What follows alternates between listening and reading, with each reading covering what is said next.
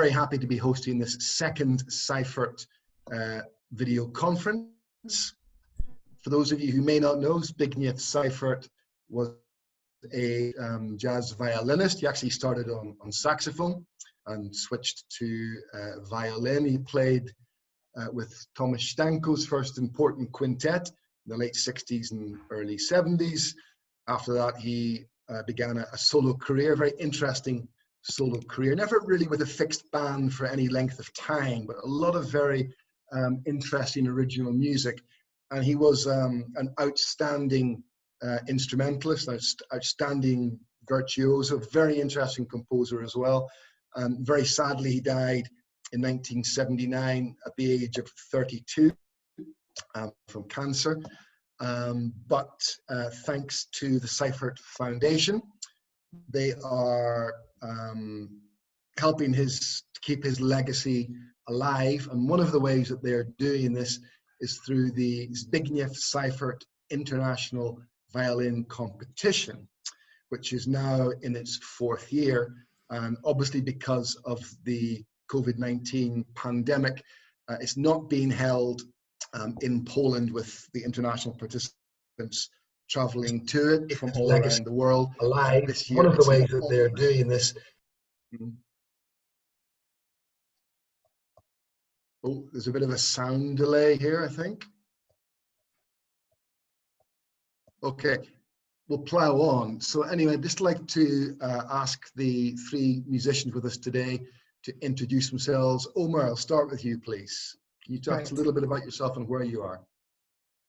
Okay, so my name is Omer Ashano. I'm a jazz violinist from Israel. I was based in New York City for the past 4 years. I graduated from the New School of Jazz. Yep, like around two and a half months ago, I decided to come back home to Israel and spend this time with my family in the village, where is a good place to be at the moment. Okay, that's great. And John? Hi, my name is John Pearce. I'm a violinist and I live in the UK, in Bristol.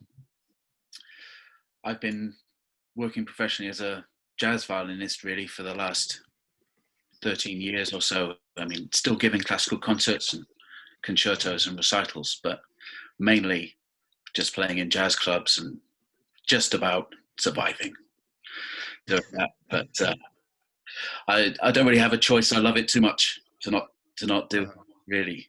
But yeah, just kind of looking forward to playing some more jazz with the people I love making music with when we're able to. And yeah, it's just lovely to kind of connect with people through this competition as well. And it's so easy to become kind of hermetically sealed during this time. So it's nice to have a chat with you all today, really. That's great. And Greg, please. Yes, my name is Greg Byers. Very excited to be here. Ian, it's great to see you from 2 years ago. Great to see you too. In the 2018 version of the competition.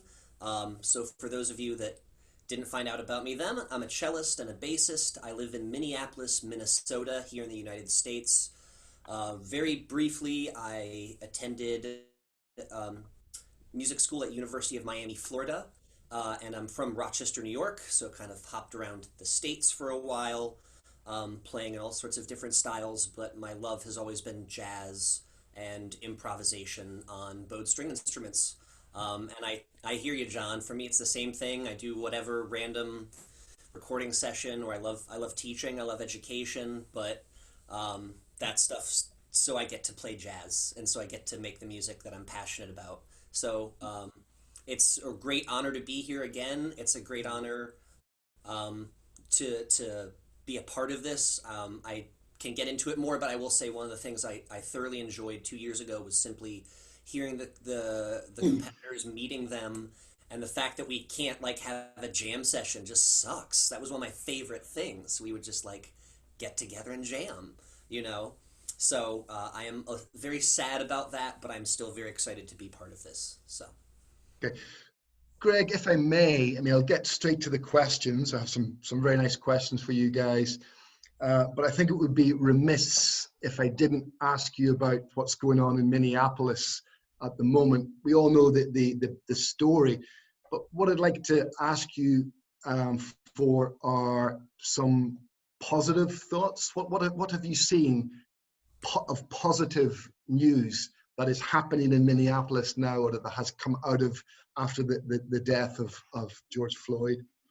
Yeah, I think it's easy to focus on the negatives here because there are some very clear negatives about the state of policing in America, the state of racial inequality in America, and that those are long, complicated subjects. So instead, I can definitely focus on some things I've just been seeing on the street in terms of the community here coming together around, unfortunately, a very painful event and almost a common enemy in a sense. And so I think tensions were greatly exacerbated because of the coronavirus and because everyone was stuck inside. And I think that is on both sides. I think that's for us as citizens. I think for us as the police, people weren't out as much. Crime was down, accidents were down, the police had less to do. So I think on both sides, everybody's tension was just boiling more. And I have to be honest, I'm not from here, but there is a long history of systemic oppression and redlining towards the marginalization of Black and brown and people of color, those communities. And I happen to respect this community more because they take ownership of that, and because they do things to work towards that. But as we see here, the work is far from done. Yeah. And so what is hopeful out of this for me is simply seeing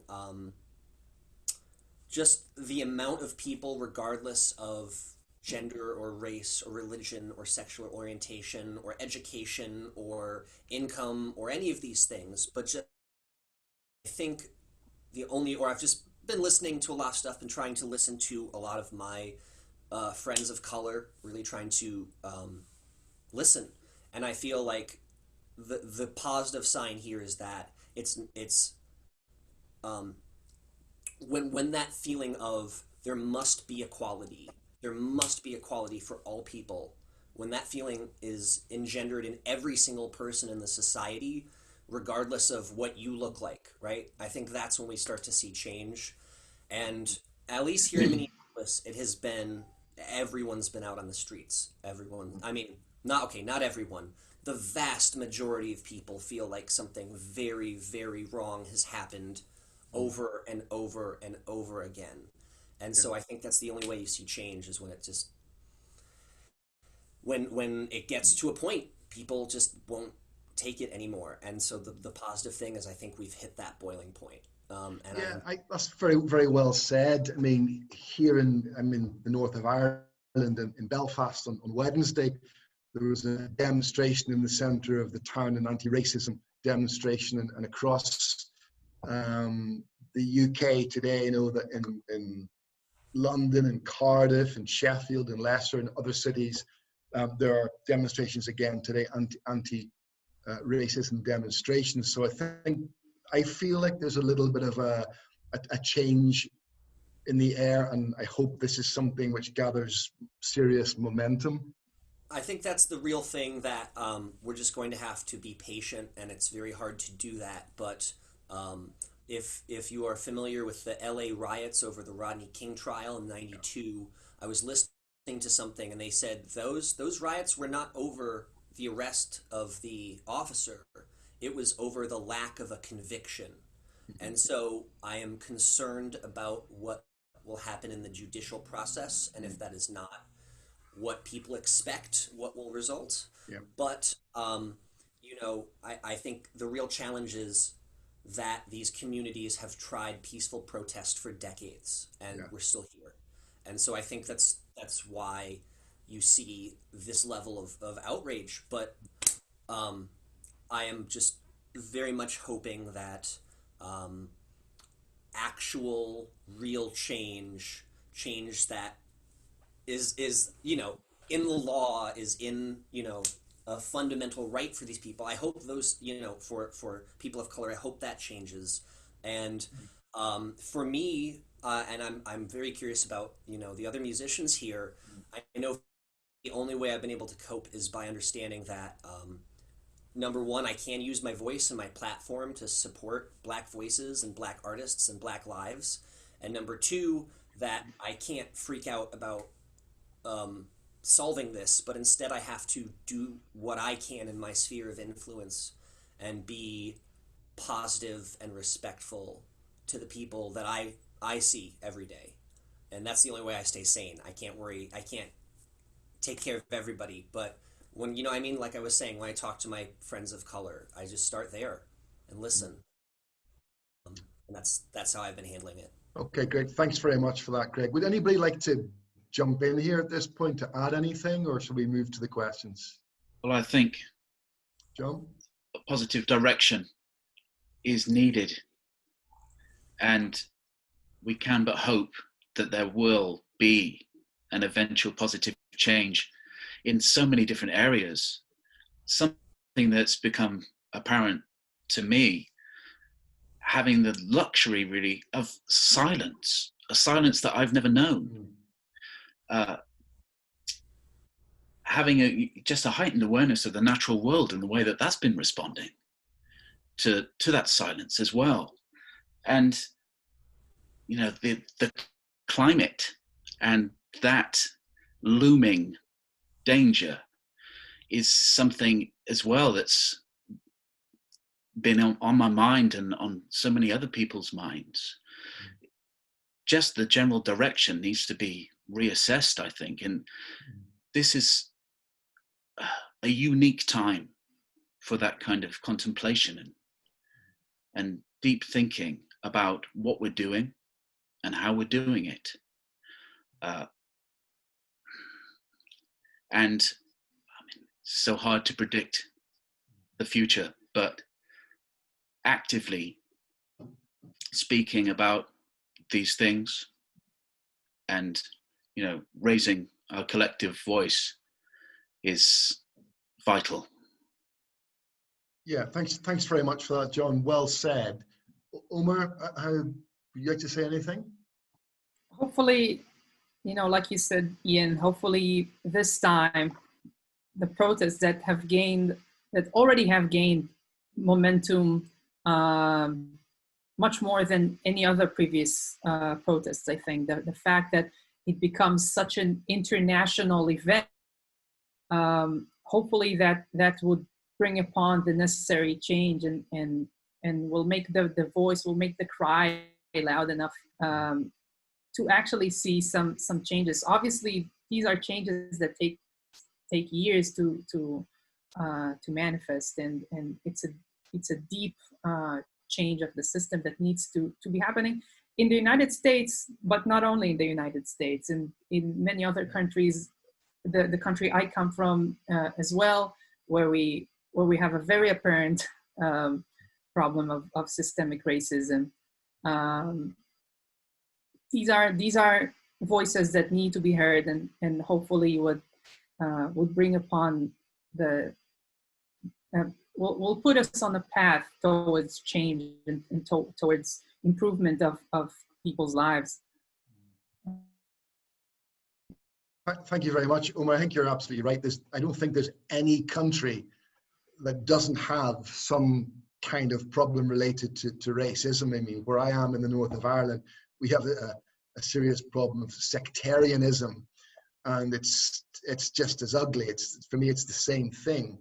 So yeah, I think this is, as John said, this is the time for contemplation and to think about ways that we can make the world a better place for everybody, an equal place, to coin Greg's phrase, an equal place for everybody.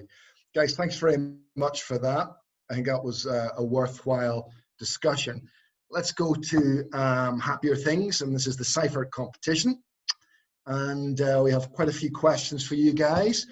Quite a number of these questions were posted by people on Facebook prior to this Zoom chat starting. So I'm going to start with a couple of related questions that were sent in by different people. And the first question is from the famous Thomas Hanslick. Greg, you might remember Thomas from a couple of years ago. He was one of the guys organizing the Seifert competition. And another question from Ursula Hanslick. These two questions, like Thomas and Ursula, go together. And the first question is from Ursula, and that is this your first violin competition? And the second question from Thomas is, why have you decided to participate in this Zbigniew Seifert International Jazz Violin Competition? John, over to you. In terms of it being my first competition, there were some competitions that I had at the Royal Academy of Music, chamber music and violin competitions. Mm-hmm. It's something that I've wrestled with, the nature of competition and music, because in some ways they seem diametrically opposed, or can do. But at the same time, I mean, the very fact that we're doing what we're doing today is connecting and discussing things that are important and learning from each other and growing in that way.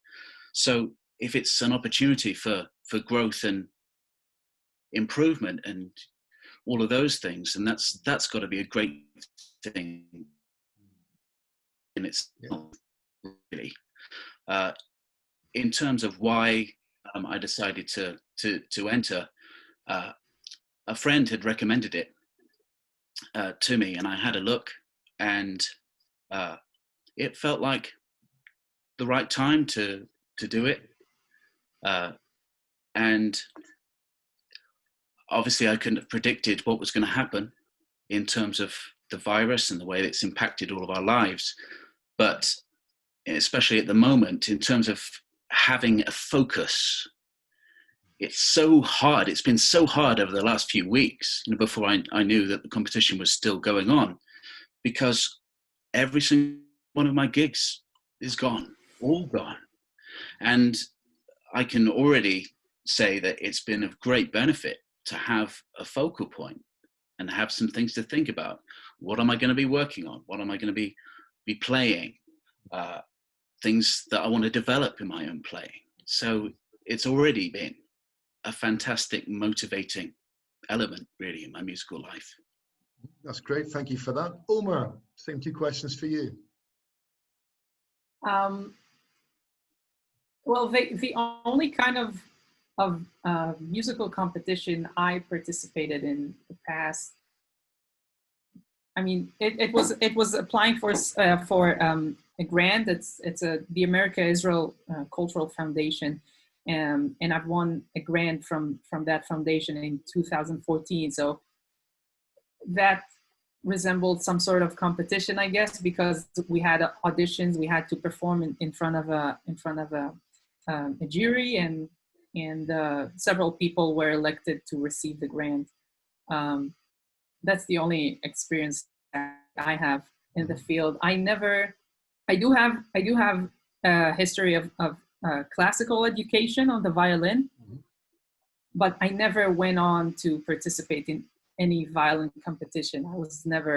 I never quite reached that level with in classical performance to actually have the confidence to go and participate in musical contests. So this is really my first opportunity to be in a musical competition, which is, like John says, a kind of a strange concept. But yeah, I mean, we're here. We're getting to know new fellow peers, fellow people that are doing what we all enjoy to do, and is improvising on both instruments, which is a very rare thing. So only that is, putting aside that participating in a competition is stressful and exciting, and it takes a lot of hard work, and especially now preparation with all this huge production that each and every one of us needs to produce. A big challenge for the production team of the Seifert Foundation, and a big challenge for for us jazz players, that most of us know best how to play our instruments, but setting up a live session with mics and cameras and stuff, that's a big challenge. So I'm sure we're all learning a lot from this different experience of a musical competition. And it's nice that we get to also have some sort of minimal sense of community through the internet, through Zoom. So I get to, to meet the fellow contestants. Yeah, okay, great. Thank you for that, Omer. And Greg, it's the second time round for you. So I have done a competition before. Surprise. So I've done a couple things outside of this. The American String Teachers Association had an eclectic strings competition for a couple of years that I was in while I was in college. Like college jazz competitions would be the things I've done outside of this. And then some grant applications. I've won a grant or two. I've applied for some performing arts fellowships where you go and audition live in the finals. But I think the more interesting question is why I'm applying this year. Because I did it last year, and I have quite a story about my time just getting over to Poland last year. My flight was delayed by 2 days. So I was scheduled to arrive with plenty of time to rehearse with this rhythm section and sound check and get my pedal board all set up.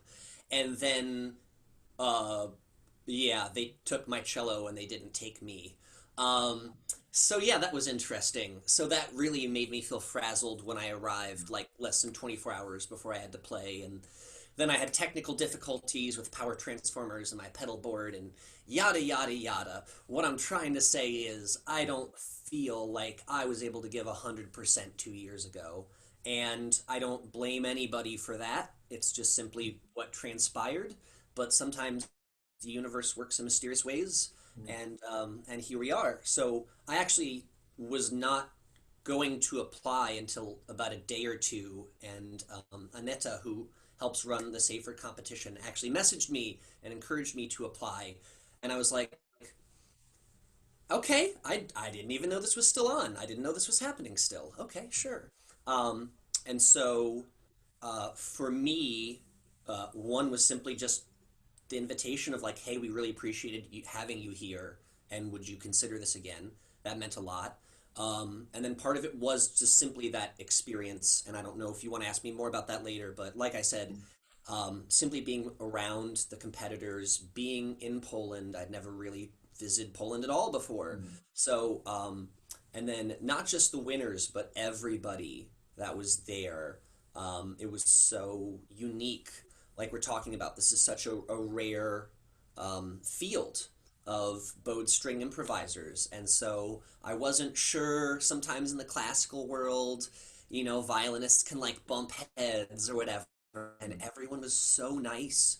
And I think it's because of how the music works with improvisation. We can all be in the same band. We can all be jamming and say what we need to say and work together, and that was so apparent right away. So I'm sad we don't get that, but I'm very happy we get to connect this way and still get to learn about each other. Yeah, okay, that's great, Greg. I mean, you may not have, or maybe you felt you weren't able to give your best 2 years ago, but you certainly gave 100% when it comes to energy and enthusiasm. You were very memorable. That's all I can control, So we're gonna keep. Don't worry, there's gonna be 100% enthusiasm this year too. Okay, I have a quick question for you, for all of you, and I'll start with Omer, because you've lived in a number of different places, both in small village and bigger town in Israel. You've lived in, I think, Amsterdam and New York as well. Just questions for everybody, and it is, how does place affect the music that you make? And I'm particularly interested, Omer, in the difference between making music in a small village and making music in a city like Tel Aviv or Jerusalem or New York or wherever. Well, putting aside the fact that that obviously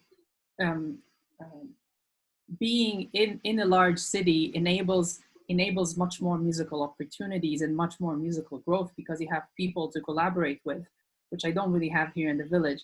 Luckily, I'm not, Israel is very tiny, as you all know.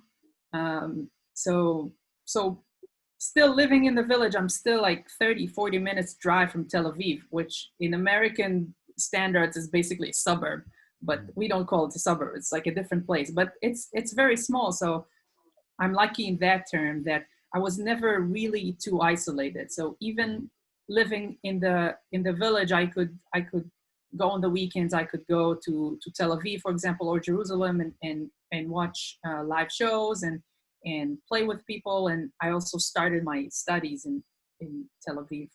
And obviously all the great musicians, like 99% of big Israeli artists, they come from either Tel Aviv or Jerusalem, which is a natural phenomenon because normally urban areas produce more artists for whatever different reasons.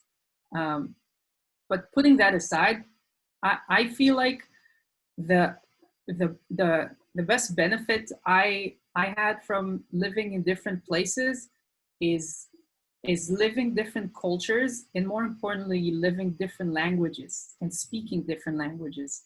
And I think we can all agree as people that most of us came from classical background, and at some point in our lives, usually a later point in our life, we made the transition into jazz and other styles of music.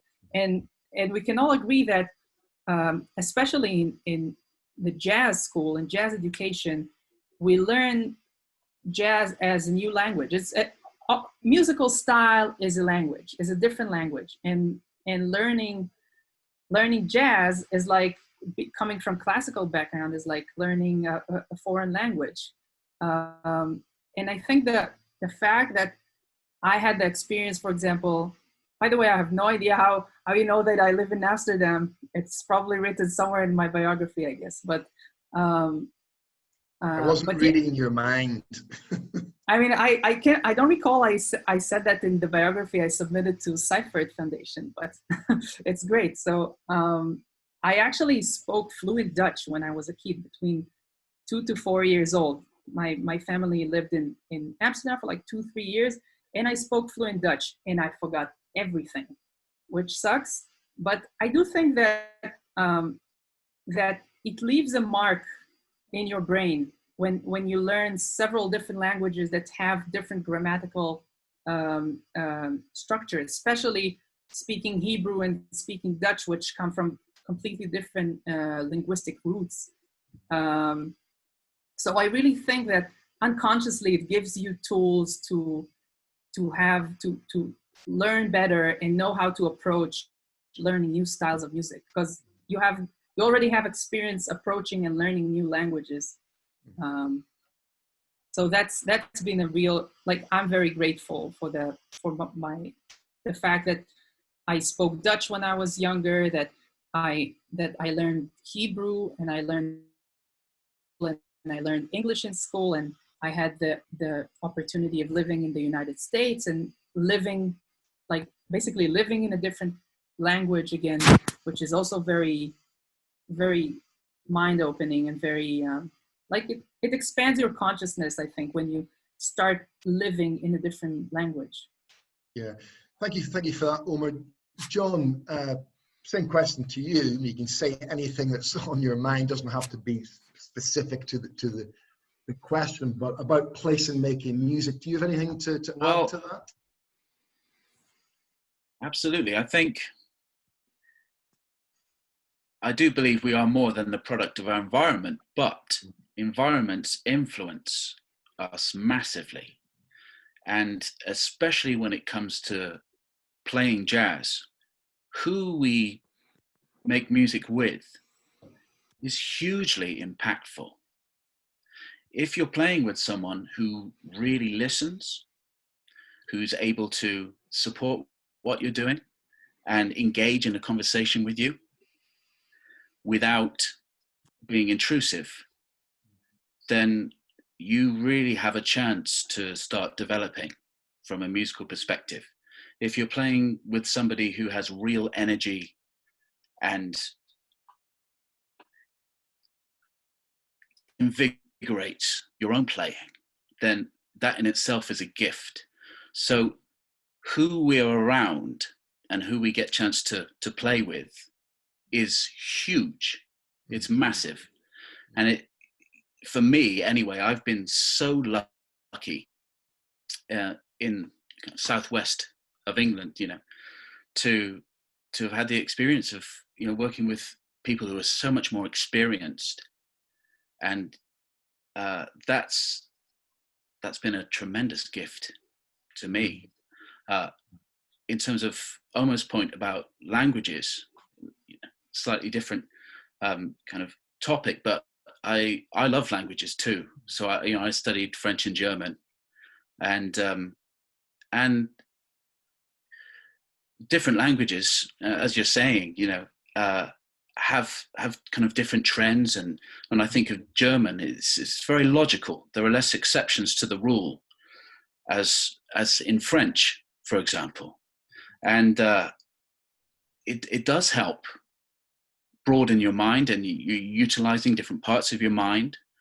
That's a fascinating topic in itself. Yeah. How language, when you think of Brahms, Beethoven, you know, and then Debussy or Ravel, how language and music are related in terms of the expression, in terms of the phrasing. That's, yeah, it's an incredible subject, really. It's a big subject. Yeah, and I'll bring Greg in here at this point, if I may. Yeah, wow. I mean, they've so many great thoughts on this already.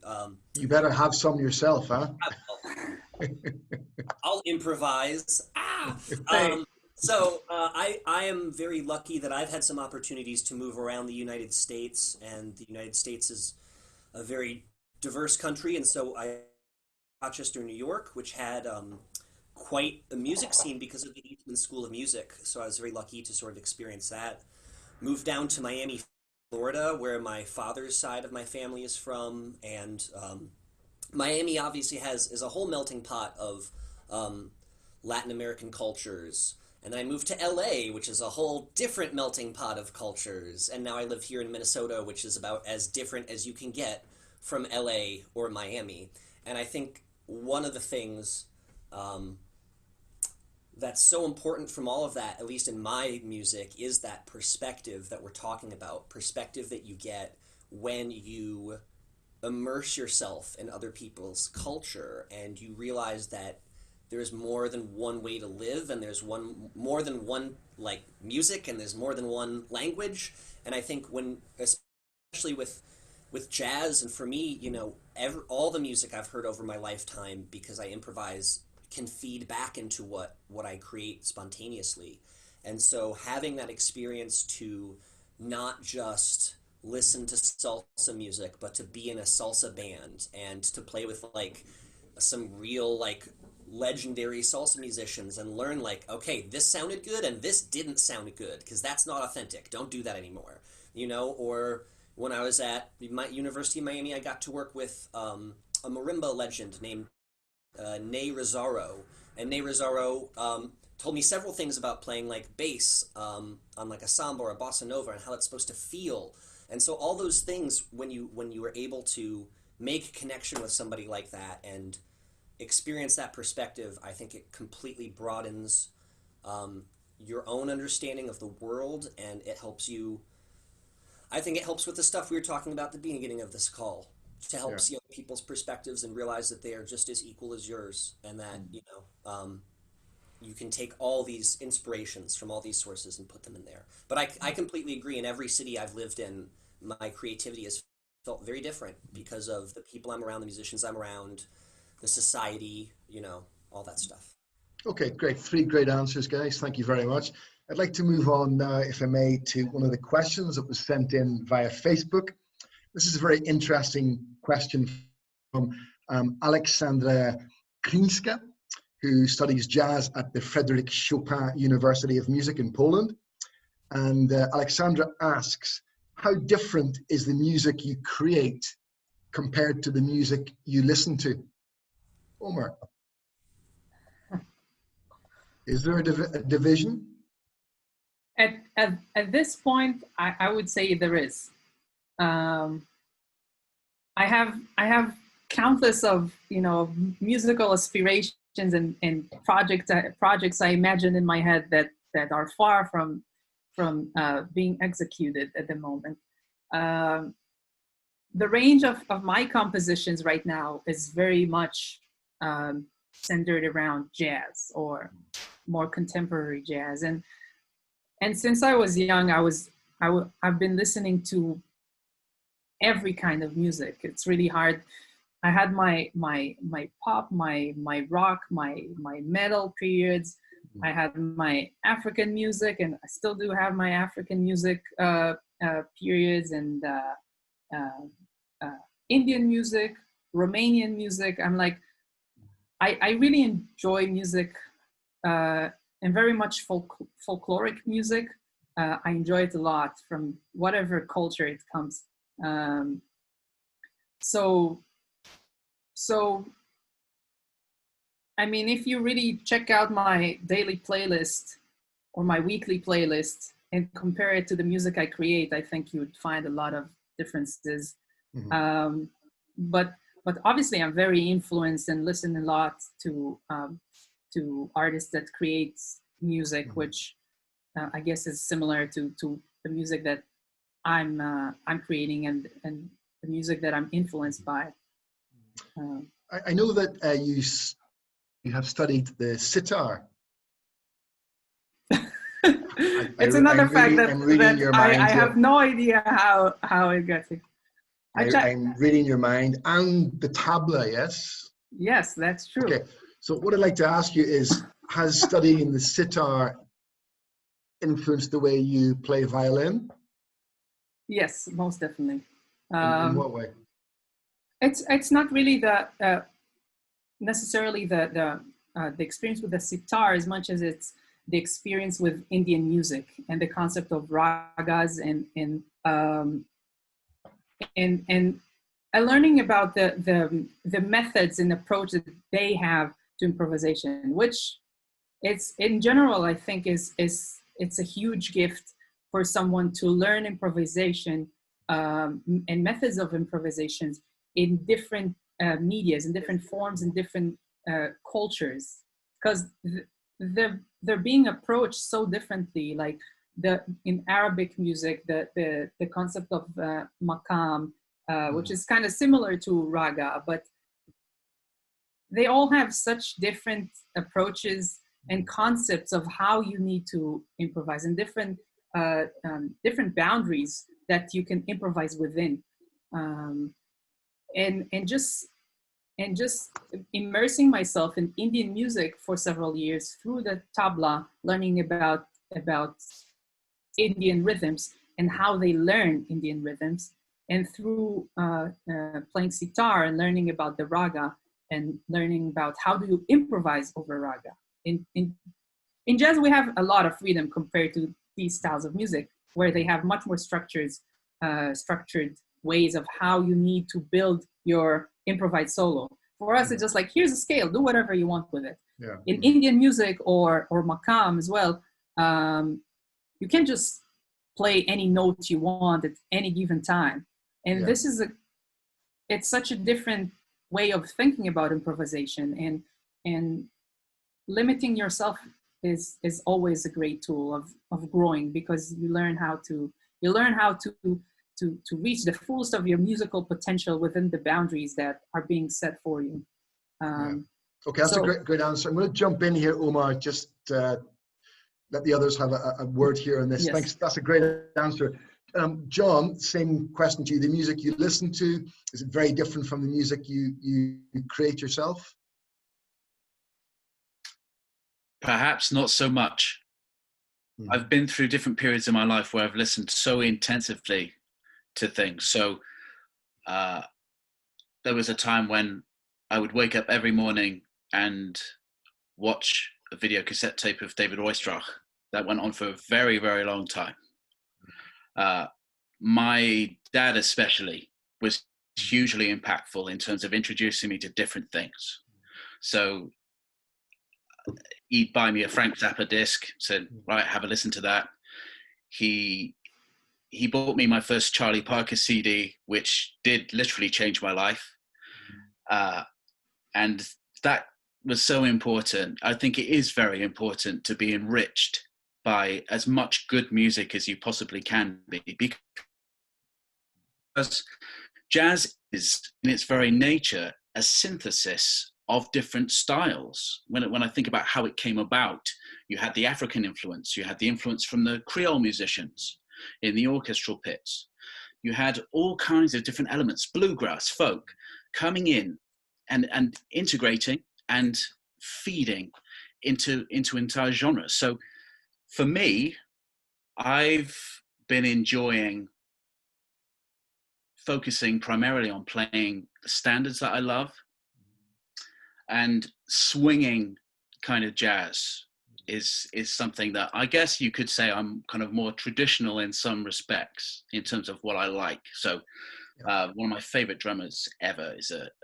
guy called Jeff Hamilton, and the sound he makes on the kit is incredible. It's so warm, and there's such freedom. It allows the music to breathe so beautifully, and it just, that swing, that feel that he has, it's infectious. You know, you can see it on a gig as well. You know, people are moving, they're tapping their toes, so they're engaged.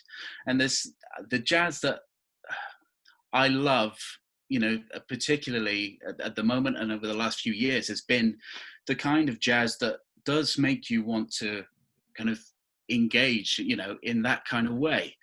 That being said, I mean, there are all kinds of different players that don't fit into a kind of more traditional format that I love. Alan Holdsworth changed my life. Absolutely.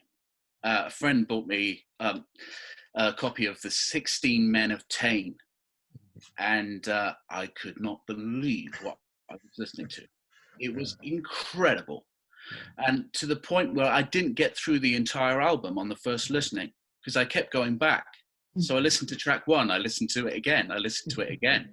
So I got to The Drums Are Yellow, which was a duo that he does with Gary Novak on the kit. It's spellbinding. I couldn't believe what I was listening to. So I think, in answer to your question, elements from all of the things that we do listen to find their way. They find their way in. And I would say that over the last few years, kind of just obsessively listening to jazz, but I guess more specifically to people like Charlie Parker, Wynton Marsalis, Joe Pass, those kinds of people. That's, for me, that's the thing I love listening to the most, really. So I guess it's more generally more traditional, but that being said, Shostakovich, Alan Holdsworth, you know, for example. yeah. Okay, great. Thank you very much. And Greg, what about you? The music you listen to, the music you create, is there a big division, or is it, like John says, all part of the same stew? It's challenging because when I compose, I don't try to put genre boundaries on it. So I compose in a lot of different styles and I perform in a lot of different styles. Before I get to that, like, both these guys have had such good answers. I actually want to respond to both of them because John, a friend, right after I got out of college, gave me Enigmatic Ocean. And I had never really checked out Jean-Luc Ponty or Alan Holdsworth, and my mind was split in two. So totally feel you there. And then I actually, when I was at California Institute of the Arts, I had a chance to learn Hindustani or Northern Indian music from a sarod player, Ali Akbar Khan. And I learned 1 year that I know nothing about Indian music. I know nothing. That's what I learned in a year. And I think that was very helpful because, like Omer says, the style of improvisation is so different from what I learned in a jazz improvisation setting. And the importance of singing while playing, the importance of making your instrument sound like a voice, and like how that's so important in Indian music, all those things totally changed how I perceived playing music in any style. But these guys have had such good answers. So let me get back to that original question. Because I love jazz. I absolutely love jazz. When I started getting into sort of like the Blue Note era when I was in high school, that was sort of the beginning of just a total obsession. But I suppose it's like if I eat my favorite meal, I like lobster. If I had lobster every single day, I'm gonna get sick of it eventually. And so for me, unquestionably, the music I am inspired by influences what I play. But I think the caveat about this, and it sort of sounds like both these gentlemen are in the same boat, the music that I'm most inspired by doesn't necessarily come from cellists or bassists or violinists. It comes from anybody whose musical voice, and by voice I could mean instrument, speaks to me and resonates with me. And one of the first composers to do that was her name is Yoko Kanno, and she is a soundtrack TV film composer out of Japan. She did the music for Cowboy Bebop, and that soundtrack literally made me a musician. Hearing that show and hearing the jazz on that, I was like, what is this? I don't care if there's not a cello. What is this? How do I play it? And so obviously that's a major one, but moving forward, I guess the music I listen to right now, it depends on the day, what I'm feeling, but I've definitely, I actually can say I've been inspired a little bit by some of my jazz students who are really into more progressive modern combos, like Butcher Brown. So my students in one of my combos, we did a Butcher Brown tune, we did a Theo Crocker tune, artists that are out there right now making music. And so, Knee Body, I'm super into Knee Body. I mean, I could list a big list of names, but I love the traditional stuff, but I always could listen to that. I suppose right now I'm listening to a little more of the modern stuff, and it absolutely feeds into what I'm working on and what I'm thinking about presenting for this competition. Great, thank you very much. Those are three really interesting answers, guys. We've got two Facebook questions. They're related. And I'm going to actually start with you, Greg, just so you get a chance to give the best answer, and then the other two guys will be live up to your answer. So you can go first here, Greg. And this question is from Mary James, who was also at the Seifert competition, I think 2 years ago. She's a jazz promoter. She also writes for London Jazz News. And Mary James asks, if you could meet any jazz violinist in the world, dead or alive, that means not you obviously, but the jazz violinist, who would you like to meet and why? And the second question, which is kind of related, is from Ivona Munia. I hope my pronunciation is okay, Ivona. And that is, with whom would you like to collaborate and why? So there's two questions there, but I think we can bundle it into one. Greg. Okay. Wow. I mean, like, there's a couple answers, and some of them are going to be a little silly. Like for example, well, Gabe Terracciano, after the competition, we actually he came to Minneapolis for like a gig. He was like playing a wedding or something, so we actually got to like hang out and jam together. And like, you kidding me? He's amazing. That was super cool. And he's in this competition again. And that's even more amazing. I get to hear him make more great music. So like, there are guys out there that honestly I've had a chance to make music with Tracy Silverman. He's an idol. I've had a chance to meet Mark Summer. He's an absolute idol. So I feel very lucky in that regard that it's a small enough community, and I've had a chance to work with some of these people. I guess somebody that I believe he passed away was a violinist named Billy Bang. Yeah. And Billy Bang, I suppose if there's one person, because of his personal history, because of just the rawness of his playing, I think it would be incredible to have a conversation with him. And never got to see him live, unfortunately. But in terms of like, let's just say when the collaboration, do you mean with like a bowed string player? Is that no? Anybody at all? No restrictions at all. And living, let's say living. Sure. So I've been immensely inspired by the drumming of Brian Blade. He's an incredible musician. I actually first learned about him because of my love of Joni Mitchell, and he was in Joni Oh, wow. Mitchell's Yeah. band for a while.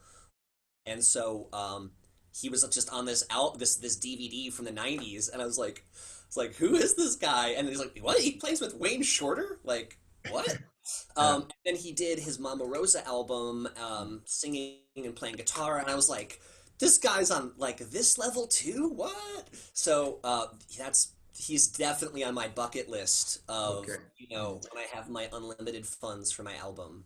Okay. Well, if by chance Joni Mitchell or Brian Blade are tuning in right now, would you like to send a message out to either of them? Would I like to send a message to them? Oh my gosh. Just Call give me. your phone number. Yeah. Call me, email me. I will not charge you any. I will do whatever you want for totally free. I'm not Okay. worthy. Okay. Great. Thanks a lot, Greg. And John, same question to you. Just to repeat the question, which violinist, dead or alive, would you like to meet if it were possible? And who would you like to collaborate with above all? I think the violinist I would have liked to have met most within the jazz genre was Joe Venuti. When I hear stories about him, the pranks, filling, I think it was like a euphonium or something with talcum powder during a gig, just kind of exploded over the band, hiring just on one-off, as a joke, a whole group of just bass players for a gig. They turned up. Legend, man, that's such a funny story. Oh my God. I know. There were so many incredible stories about him. He sounded like such a character. And I love his playing, actually. There's a wonderful warmth to what he does, But I would have loved to have met him. In terms of who I'd most like to collaborate with, Jeff Hamilton, somebody I'd love to work with. Dave Newton, who I, work with quite a lot, did record an album with him. And I just love where he's coming from musically. Wynton Marsalis is somebody whose playing I continue to listen to and enjoy so much. So those are two people I'd really love to work with. Okay, great. Thanks very much. If you did get to meet Joe Venuti, the problem is you might wake up with only half a beard. Probably. Yeah, it wouldn't surprise me that something like that would happen, to be honest, around Okay. here. Yeah. Thanks, John. And Omer, same question for you, please. So the violinist that I think had the most influence over my sound and how I approach improvisation is probably Didier Locoud from France. I really admire his playing. Unfortunately, I won't be able to meet him anymore as he passed away last year. Yeah. Now, I think I would be very curious to meet some of the pioneers of the style, such as Stéphane Grappelli and Stuff Smith. Those are people that had not a lot of history and legacy of jazz violin to learn from and to be inspired from, and it's really hard to grow without having some sort of foundation. I play in a band in Israel called Osog, which is kind of a folk rock band. And it's Osog is an abbreviation of On Shoulders of Giants. And to pay tribute to the people whom our music is growing upon. And so that would be very interesting to talk to Stéphane and talk to Stuff Smith and talk to Joe Venuti as well, and Eddie South and those cats, and like how do you form your sound? How do you practice? What do you practice if you have no one to teach you what you're doing and no one to be inspired by? As being inspired by string players. I mean, obviously they had a lot of great other musicians to be inspired by. And A musician I would like to collaborate with is definitely Lionel Lueke, which is a jazz guitar player from Benin, West Africa, and he's one of the musicians that most inspires me right now. And I also have like a musical project I start working on, which is influenced by a style called Sungura, which is actually a musical style from Zimbabwe, but it's all coming from a style of guitar playing called Congolese rumba. And Lionel, coming from Benin, his guitar playing roots are also very much inspired by these styles, and you can hear it of Congolese rumba and Seben and the Soukous. So the way he's just, this clash between West African music and his education in Berkeley is just like has created one of the most interesting sounds in jazz these days, in my opinion. So that would be a dream for me to be able to play with him on stage one day. Okay, great. Thanks for that. Well, I hope your phones start ringing from Lionel and Winton and Brian or Joni, but we'll find out in due course. Okay, on to the next question. And this is also from Mary James. There's a lot of questions here to get through. We'll probably not get through them all. And there's some still coming in, I see. And Mary James wants to know, could you please tell us about your main instrument, your violin or your cello? How old is it? And do you love it? Of course you do. And why do you love it? So let's start with John this time, please. I had an Italian instrument on loan, which I had to give back at quite short notice. And my grandparents gifted me with the violin at that time, which I'm just so grateful for. I'm not really as much a kind of stickler for bow weight or this fiddle or that fiddle, in the sense that I really do see it as a tool, effectively. I mean, I think that's what the word instrument means. So my experience of people who can really play is that they can make any kind of instrument work. I think if it's set up well and it feels good and you're able to be yourself on that instrument, then that's great. So, there are people who, I was talking to a friend of mine, Tim Lewis, and he was saying that Nigel Kennedy, who's got the Guarnerius del Jazz, this extraordinarily beautiful fiddle, amazing, often prefers playing a 1,500 quid violin.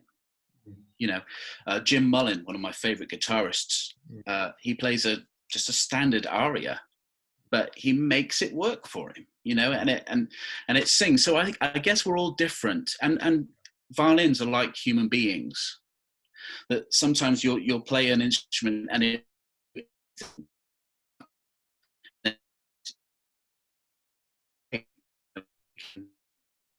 build a relationship. So in answer to your question, the violin that I'm playing at the moment is a modern instrument. I think it's only 5 years old, so in its infancy. And it was made in Sweden by, I think, Falcon Group. So it was something that was needed in short notice, but we get on fine. I'd be open to other relationships, depending on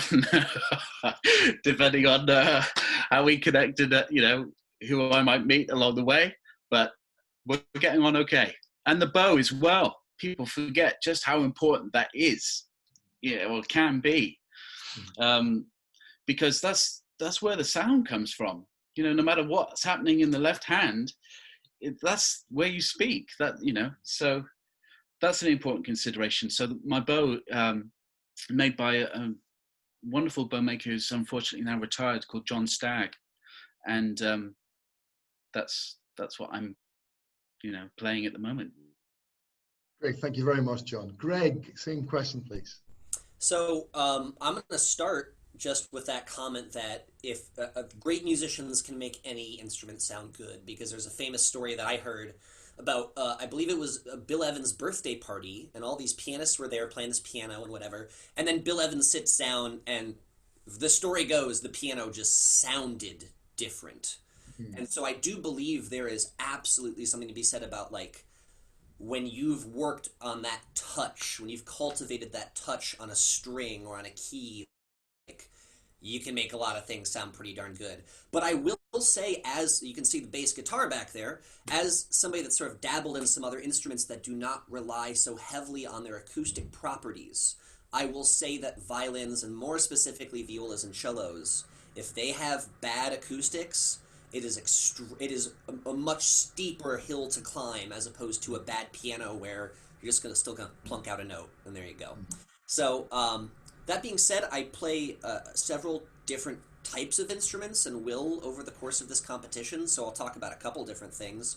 My actual main acoustic cello is nothing that exciting other than the fact that I won it while I was in high school. So Playing cards? Yeah.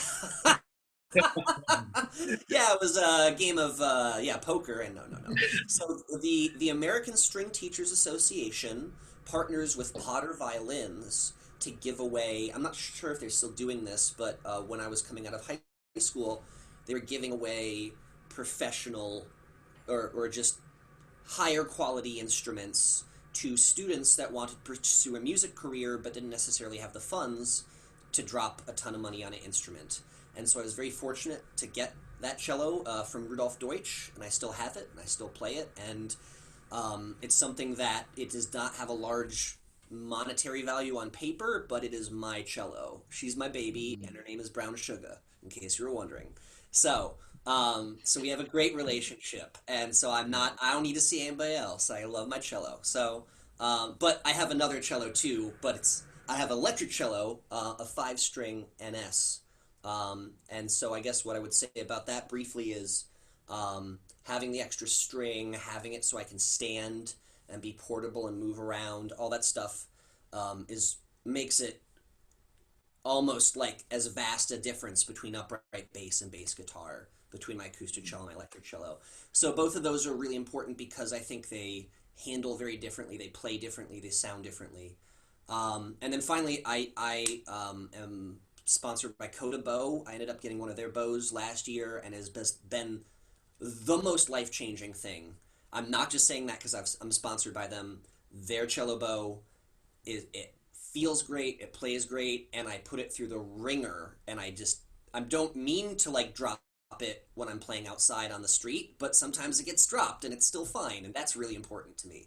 And I did not realize how much of a difference a bow could make until that bow came into my life. Okay, that's great, Greg. Thanks very much. Try not to drop your bow, please. Okay. Omer, over to you, please, about your instrument. So my instrument is a Czech instrument. It's nothing too special. It has some history. It's like 100 years old, but it was a quite cheap violin when I got it. And like John said, when sometimes you just meet the right instrument, and it just feels right, and it feels like it has the sound that expresses you the most. And I think that's the experience I had with that violin. It's actually a violin I got after my previous violin, which was a modern violin, got stolen from my car, which was a whole life-changing experience for me in a positive way, actually. But anyway, so I started gigging a lot in many different styles, and in order to save up to get a new violin, I was checking out several different violins from different makers. Some of them modern, some of them more antique.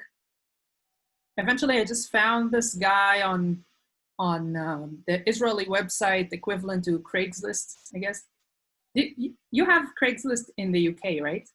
I think so. I mean, I don't know too much about it, but it seems to be something that people. Yeah, it's just like a a catalog where people post second-hand used stuff they're selling. So I found this violin. They said it was Czech, and it was 90 years old back then. So I thought I'll give it a try. It was within my budget, and I played it, and it just felt right. Like the sound that it produced was already. I could already identify with the sound that violin was producing. So I just said, I don't care that it's cheap. This is the sound that I feel most related to. So so I ended up getting that violin, and that's the one I'm using for the past like 10 years, I guess. Omer, you mentioned that you had a violin stolen. I'm just curious, and this is any of you guys can answer as well. Have you read the book Gone by the violinist Min Kim? Have you heard about it? No. You have to read this book. You have to read this book because I'm sure it would resonate with you, like anyone, any musician, but particularly a violinist. Min Kim's a classical violinist, has played all over the world. And when she was 21, she found her violin. It was a 1696 Stradivarius from 1696. And she was in a train station cafe, and she set the case down. And when she looked around, it had been stolen. And so you can imagine. Well, maybe you can imagine what that might feel like. But yeah. Have either of you guys, John, Greg, have you read this book? I haven't read the book. You have to read this book. I'd love to hear how you respond to it. It's just an extraordinary story. I do have to say, one time I left that bass guitar leaning on my car in Chicago, like downtown Chicago, and no one stole it over the whole night. So that's my experience, and I don't know how that happened, that no one stole it the whole night, but I'm really glad I still have that bass. Okay, great. This is a question that has just come in a few minutes ago, actually, and it's from Ada, I think is in the pronunciation of the surname, Kvernetsiewicz, these Polish names, man. But anyway, thank you, You're doing Ada, a good job, Ian. And this is an interesting question. And try and keep this as succinct to your answer as you can, because we have a few more questions to get through. And she says, how do you develop trust in yourself on your instrument, playing music? How do you develop belief and trust in yourself? Omer, what advice could you give Ada? I think to me, the best thing you can do for yourself in order to build that trust and that genuine connection with your instrument and making music is actually not having all your life evolving around music, which is something that was really hard for me to do many times, as I tend to become very, very obsessive about things. Like, I want to get this, so I need to practice every day, and I don't need to see friends, and I don't need to talk to anyone. But I think eventually that the thing that built my confidence in music and with the instrument is having friendships, is having deep friendships with people and genuine relationships, and love many things and know to appreciate many different things in life other than music. So not to make the music the only point of meaning for your life.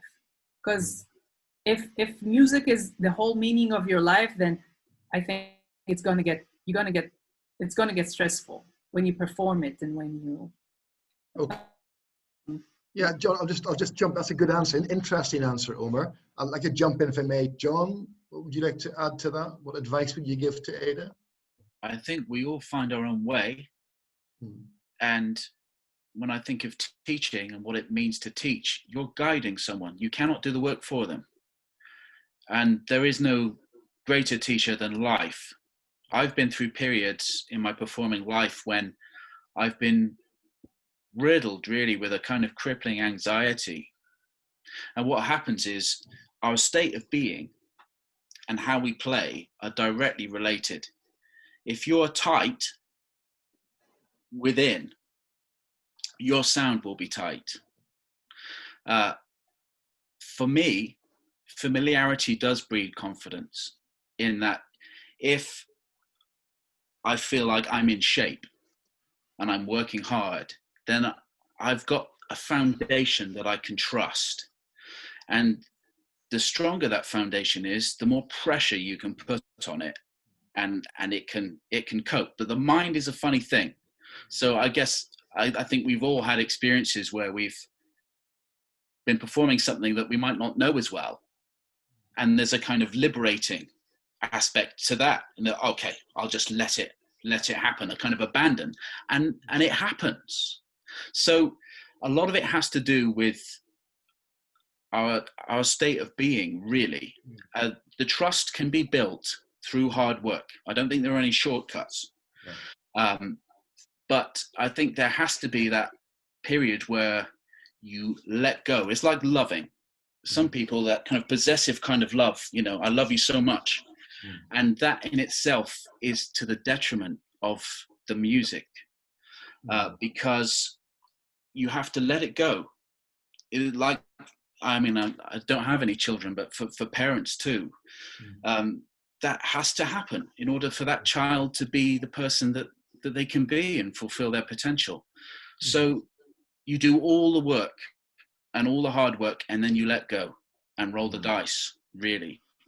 And the more prepared you are to let go and trust, the better the results will be ultimately. The more free you'll be to express yourself. Yeah, that's a great answer. Let me just jump in if I may. I think you touched upon something that Omer said there, which is about not being obsessive about the music to the exclusion of everything else in life.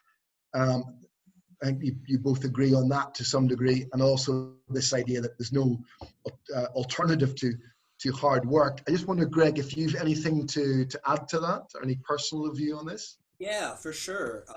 For me, I'm someone that has always felt and noticed the dichotomy between what I believe I can achieve up here and then what I hear when I listen back to myself.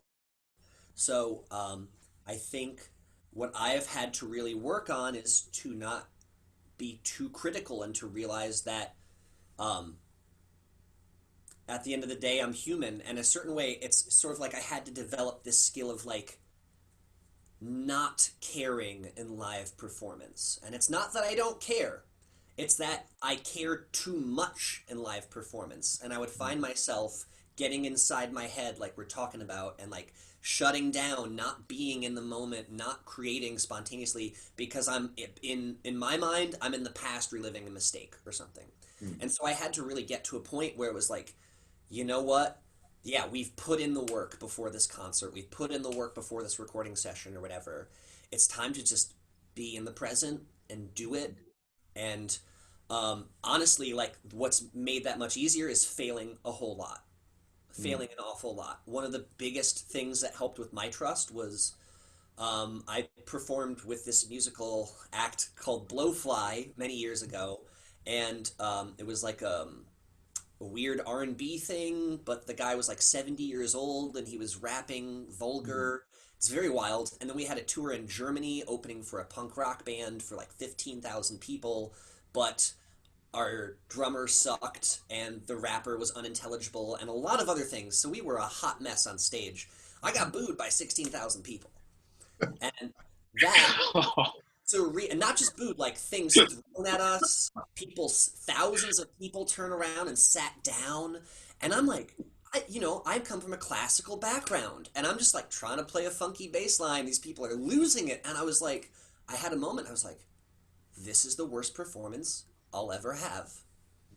Okay, cool. And so like, I trust myself now because you know what? It may have been really awkward, but I will never have 16,000 people boo me again. You don't know that. I survived.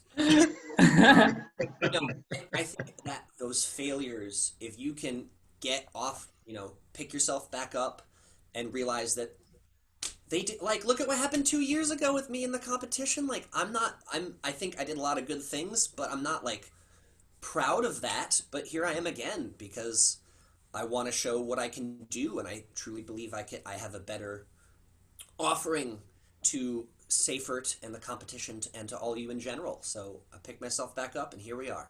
Yeah, well, Greg, I think you should be proud of your performance 2 years ago at the Seifert competition. You brought a lot to the event, and your playing was great in spite of your issues, your technical issues. So if I could add something, those are three really interesting answers. As somebody who watches a lot of live music, I mean, all types of music, you know, classical is a little bit different because you don't expect mistakes in classical music.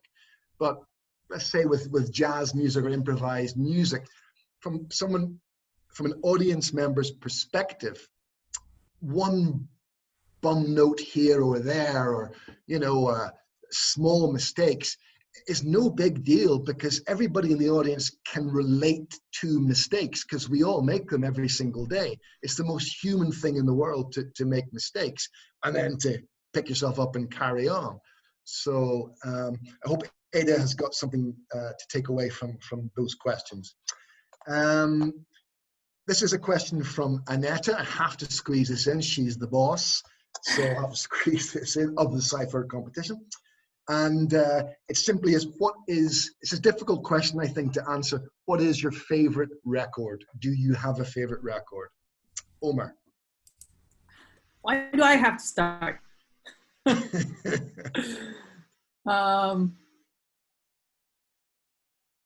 It's so hard for me to answer this.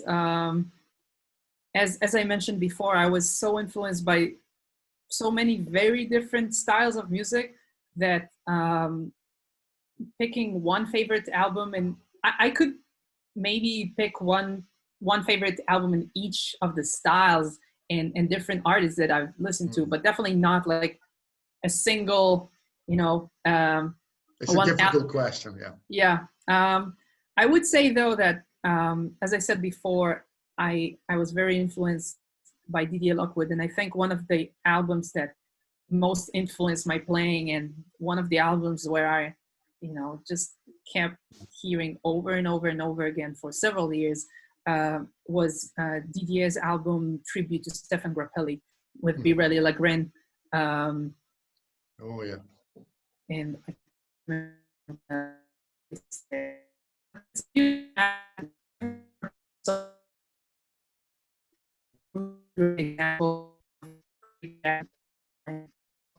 Okay, great. Thanks very much. John, are you happy to go second here? I'll try. Unfortunately, answer the question definitively. So I can list just some of the artists who have inspired me tremendously. That's probably the best that I can do. I'll take that. Holdworth, 16 Minute Tame. Charlie Parker,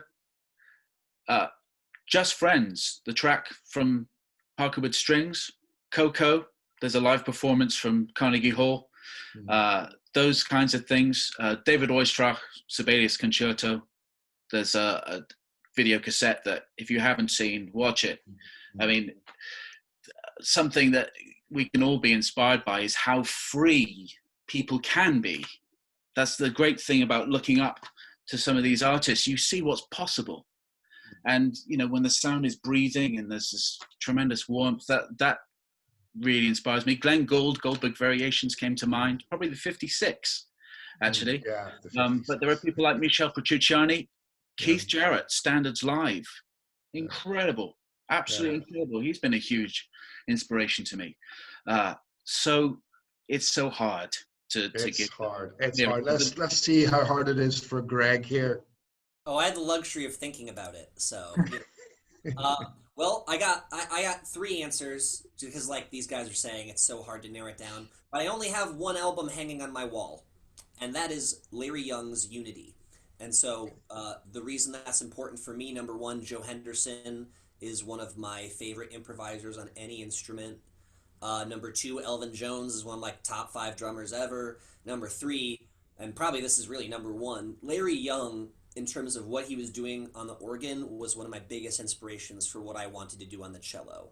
Because here's a guy, and I've been listening to Jimmy Smith and all these other soul-influenced organists, and then you listen to Unity and you're like, what is he playing? Like, the language is just so hard bop compared to all these soul organists, and you're like, whoa, what is going on, you know? So Unity by Larry Young, like I said, it's the only album I literally have hanging on my wall. But the other two I'd probably throw out there would be, and they're not really jazz, but they're definitely jazz influenced. Hejira by Joni Mitchell.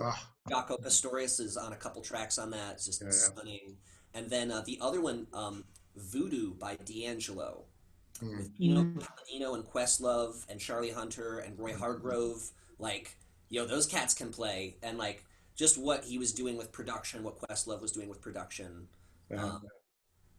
That's those are the ones that, like, I don't even think about. They just come to my head. So those were Okay, that's great. You really screwed up there, Greg, because you should have mentioned a Brian Blade album. He's not going to call you now.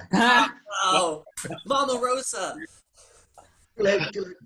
And Annetta, just in case you're wondering, I think I have a favorite album. If you'd asked me a month ago, I think I would have given you the same sort of answer as Omer.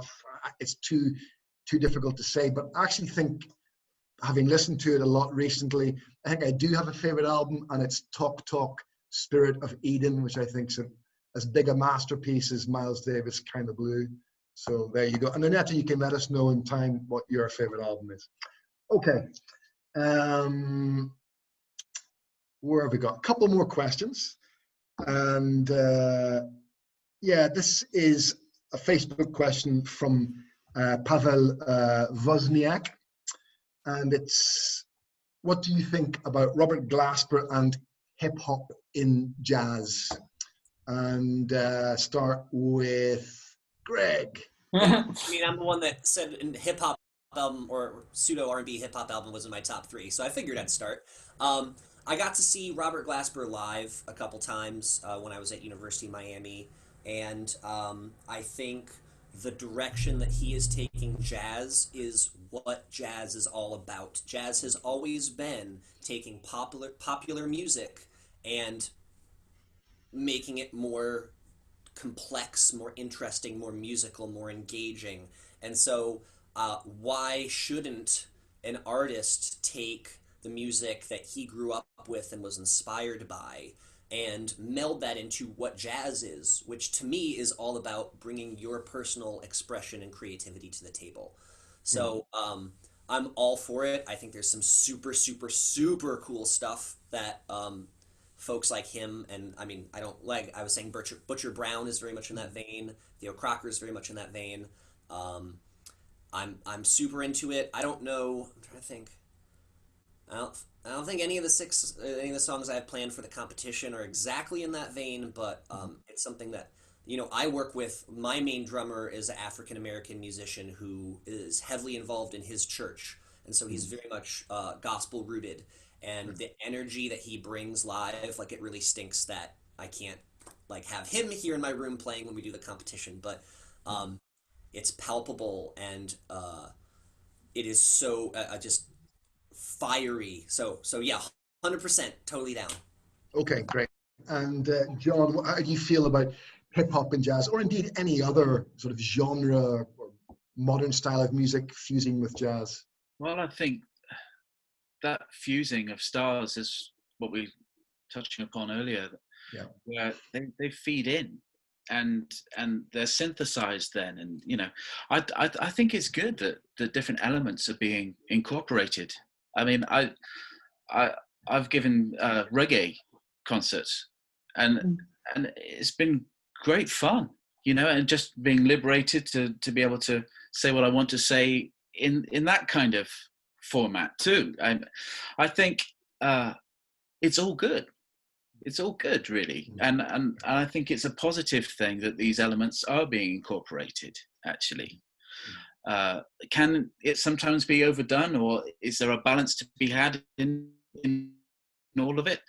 I mean, you know, sometimes we like what we like, don't we? All of us, you know, and we gravitate towards certain things. But ultimately, I think it's a good thing that different elements are being synthesized. Okay, great. And Omer? My answer is yes. Emphatic yes. That's just yes. Yeah. Okay. It's. I mean, it's.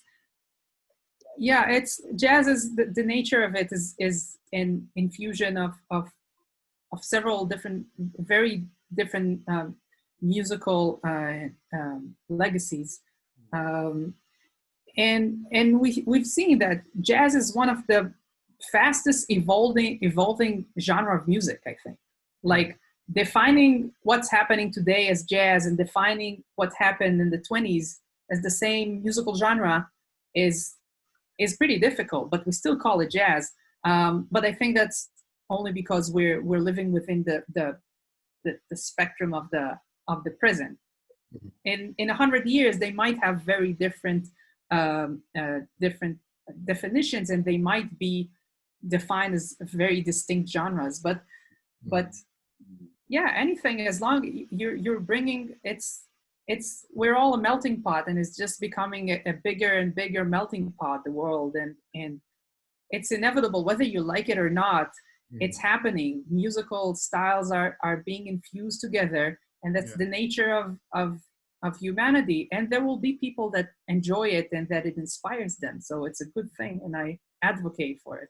Yeah, great. Thank you. Yeah. Second, quick thought that Laith did this last year, taking his music from his home country of Jordan, and to me, that's the same thing. Whether it's Jordanese music or whether it's hip hop music, if that's what you're inspired by, like, bring it to the table. Laith Siddiq was amazing, beautiful music, and I'm not sure if it's his first album or second album, but the album was out around that time. Absolutely beautiful album. Laith Siddiq, check him out. He's a really beautiful musician. A couple of more questions. This question, Facebook question from Magdalena Jablonska, and Greg, you'll have met her as well 2 years ago. She's another of the amazing team who run the Seifert International Jazz Violin Competition. Now, this is not a question about music. It's a question about food, and I don't think that's allowed.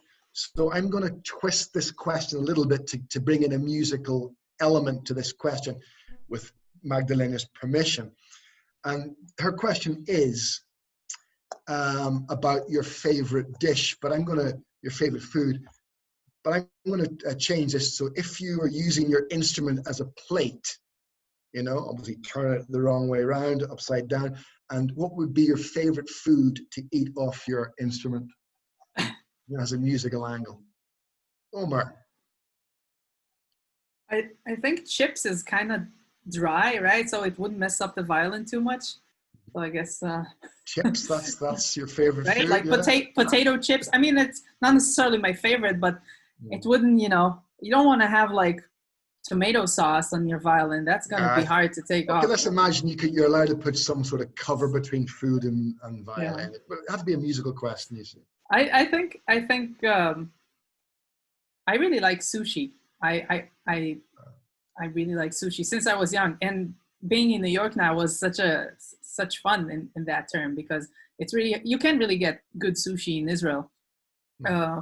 So, and it's also rather clean to put on your violin, and sushi is just so beautiful. So, so you can put it on everything and it will make it look, more exciting. Yeah, I see an opportunity for a themed restaurant somewhere in Israel. Yeah, sushi off musical instruments. John, what about you? What would be your favorite food to eat off your instrument? Well, it would probably be quite a bit messier. A really nice ribeye steak, a lamb curry. I love curries. Mess up your instrument. Yeah, it will, but I'll enjoy it all the same, So yeah, ribeye steak, lamb curry. Maybe at the same time, why not? Yeah. Greg, what about you?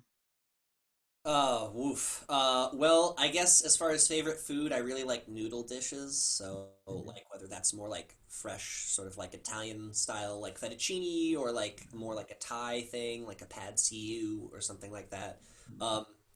That would make my cello quite messy, though.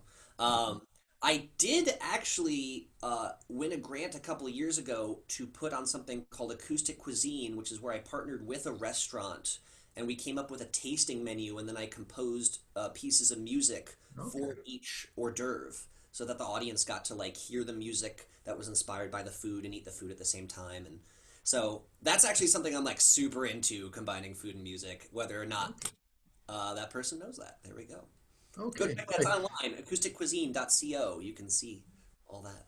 There you go. There you go. Okay, guys, and this is the final question. And then if there's anything you'd like to add, please feel free to do so. And this question comes from Tomoko Akaboshi. And Go. Tomoko asks, what is everyone doing to keep their mind creative and just to keep going in a positive way? Greg, you're here. Would you like to answer that? Tomoko, oisashiburi. O genki desu ne? Tomoko and I know each other from the Creative Strings workshop a couple years back. And actually, because of her and Jason Anik, that's how I learned about this competition in the first place. Mhm. So that's a great question.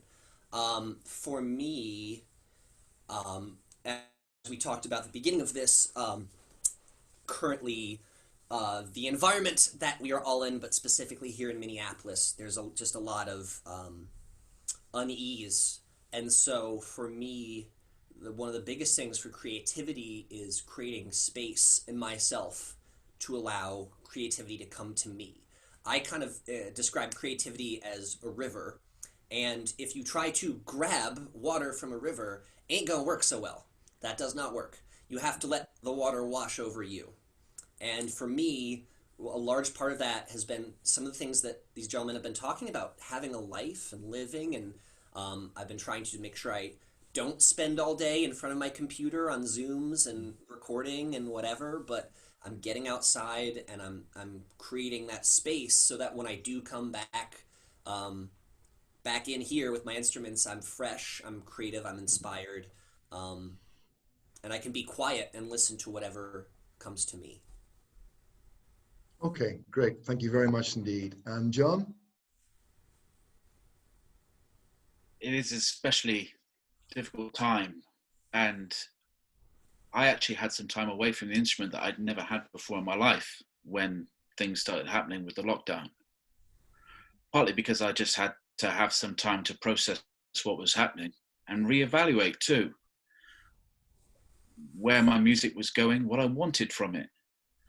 And I think one of the worst things that's come about in recent times is the need for instant gratification in things. You see it in food, we see it in music, and the truth of it is that great music and great art takes time. And don't be in a rush. You know, when you take the time, whether it's in practice or even when it comes to allowing creative influences, then you allow it to be absorbed fully. And it's so easy, isn't it, to just kind of click through quickly and not fully appreciate something you're listening to, and things are moving so quickly. And I think in terms of increasing your own creativity, actually, instead of wanting to accumulate more, just spend better quality time with less sometimes. I mean, when I think of some of the albums I love, I can listen to them over and over again. And I think sometimes we're kind of in search of things, and like Greg was saying, there's a poem in a Bruce Lee book where he says, the eye sees it, but no hands can take hold of it, the moon in the stream. If you try and grab something, it will elude you. So like loving, you can't force someone to love you. It has to be a natural, organic thing that comes about. So having patience and some silence and allowing time for your own development own creativity is the best advice I can give, I think. Okay, thank you very much for that answer, John. And Omer, over to you. These were two great questions, answers said before me. So I don't have much to add on that.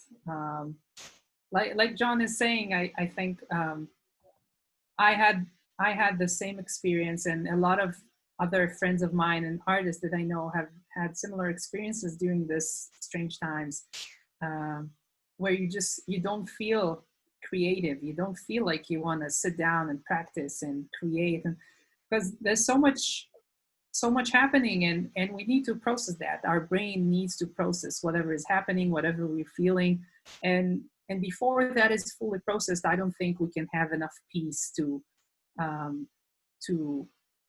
exercise something and to practice something with a clear mind. That being said, it's still creating music and creating art is still a practice, and it's a craft that you need to it's like a muscle. You need to work it, and you need to put in time.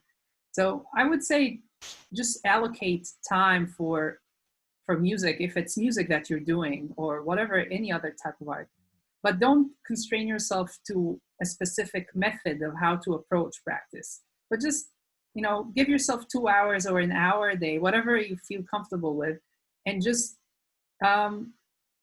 be engaged with the art form that you're creating. So if you don't feel like you can practice scales, then just sit down and have a very focused listening session to some album, or practice singing and ear training, or whatever. That's how I felt, and that's usually my days right now are like that, because there are a lot of things that need to be done right now, despite me going through a lot of existential crises and having a lot of emotions and a lot of conflicts. I know that I need to work now, but I feel like I can't play my instrument right now. So I'd say, all right, I'll do that later when I feel comfortable doing that. Let's do something else, or let's just go on a walk if I feel so stressed. Then you just go on a walk and think about things, and that's very beneficial to creativity. Yeah, absolutely. Okay, guys, we'll wrap it up there. I'd like to thank you very much for hanging in there for an hour and 40 minutes, but it's been a really interesting It was chat. fun. And a lot of food for thought. Really appreciated your openness and willingness to share your ideas. If you'd just like to, we'll start with Omer, then John and Greg, say goodbye. And if there's anything you'd like to add, please feel free. Omer. Well, I'm so happy I got to meet you guys, and it's unfortunate that I won't be able to meet in this personal level the other guys in the competition. I envy you, Greg, for having the experience of actually going to Poland and jamming with everyone, and it does seem like a huge part of the experience that we're missing right now, unfortunately. But it's a great thing that we're doing. We're all so lucky, and we're all very happy that the competition is still happening despite the situation. And I'm sure we're all very grateful for that. And I'm grateful for at least knowing two guys from the competition. And good luck to us all. Thank you very much, John. Well, it's been a real pleasure talking with all of you today, and just wish everyone all the best, and thank you all very much. It's been great, really. Yeah, interesting to get other people's perspectives, and there some things I'm going to be interested to look up and investigate as a consequence of our chats as well. Different musicians, different music to listen to, different styles to delve into. So it's been really fruitful. Thank you. Thank you, John. And Greg? Yeah, thank you, Ian, for interviewing us today. Thank you. Yeah, my pleasure. And the Seifert Competition. I guess what I would say is, thank you for having me back, because like I said, I feel that Yeah, I think I will be in a very different realm for a lot of reasons this time around as we compete, and I guess I'm not that surprised that these two gentlemen here with me were as fascinating as they were because of last year, just seeing that. And I guess what I would say is that, like, really what I truly felt when I listened to everybody last year was that, like, we're all winners because it is such a rarefied art form, and the fact that we're all out there and putting our music out there means we're all succeeding. So Absolutely. that's the best. That's the best for continuing Zviggy's musical legacy. So I'm so proud to be a small part of that. Great. Amen. Thank you very much. And on that note, we will leave it, gentlemen. I'll see you somewhere over the competition. Wish you all the very best of luck. And I look forward to hearing whatever music you're making in the future. Thanks a lot, guys. Bye-bye. Thank you, Ian. Bye-bye.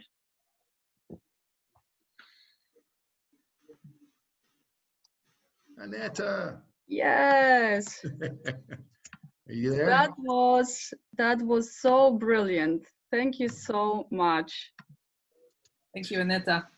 Thank you. Really, that was wonderful conversation. I'm really thrilled. Listened all your sentences and all your ideas. I'm really happy that we can meet even in digital world. And I regret, as I wrote, that we will not meet in Lusławice. Hopefully, we will meet somewhere someday in normal life, when the normal life will come. So thank you. Thank you, Ian. Thank you, Omer. Thank you, John. Thank you, Greg. Yes. Annetta, before we sign off, you asked the guys a really difficult question. So I'm going to ask you the question. Do you have a favorite record? No. You can't get away with it that easily, huh? Of course, it's not possible to have one favorite record. So that was the tricky question. Sorry for that. Okay, great. Okay, so I have to go now, so because my dinner's waiting. So thanks very much, and thank you. Annette, I'll see you in next week. Actually, yeah. Yeah, of course. Yeah. Okay. Thank you very much again for everyone. And Yes. Okay. thank you. Welcome. Bye bye. Bye, Thank you. guys. Nice to Shalom, meet you shalom, guys. Omer. Later on. Bye-bye. Shalom. Bye. Dobranoc. Dobranoc. Yes. Yes. Bye bye. Bye. Bye.